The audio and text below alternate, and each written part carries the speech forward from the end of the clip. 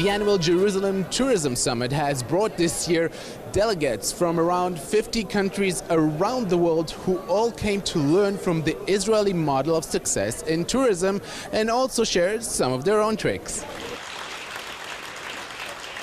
I'm very excited by what we're doing in tourism. It's grown. It's doubled in the last few years, but it can go a lot more. It will have to double again.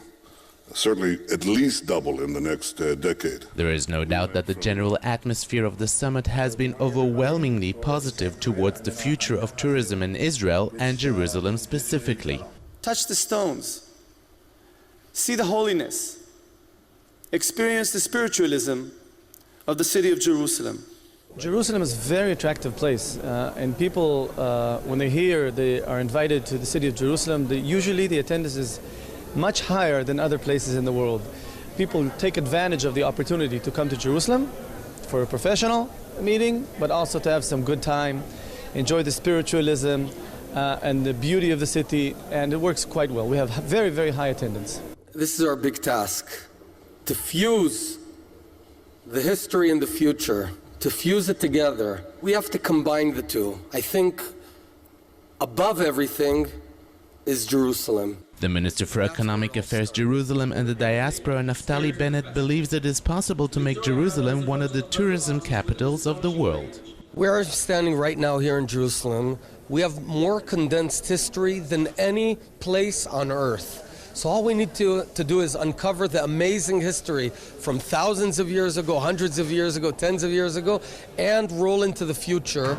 And I think Jerusalem can become a Paris, a London, a New York in terms of tourism. That's our mission, and we're going to achieve it.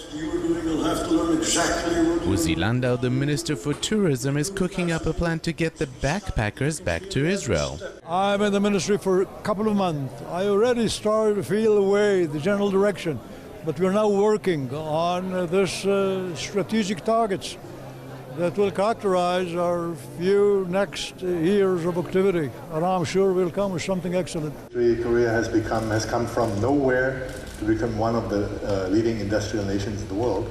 One of the biggest hits at the summit was the president of the Korea tourism organization, Charm Lee, who was actually born in Germany as Bernard Quandt and changed his name after he became Korean about 2 decades ago. Lee came up with the thought-provoking theory of how Korea and Israel are similar as tourist destinations. We have a small country surrounded by powerful neighbors, some of them quite militarily belligerent, yeah, and always threatening and so on.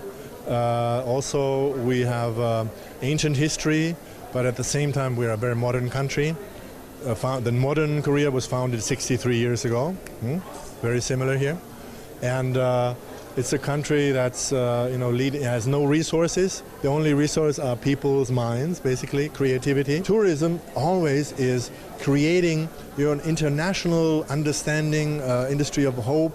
It's an industry of peace, it's an industry of synergies, As long as tourism is growing, danger is going down. Tourism, brings, international people to your country. And if there's an international community there, any attacker has to think twice before he hurts international people, because he might hurt somebody, from his allies, yeah? And they don't like that, yeah?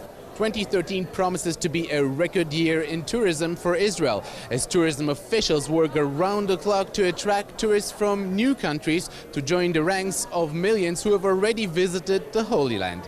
For JN1, I'm Jacobsohn at the Jerusalem International Tourist Summit.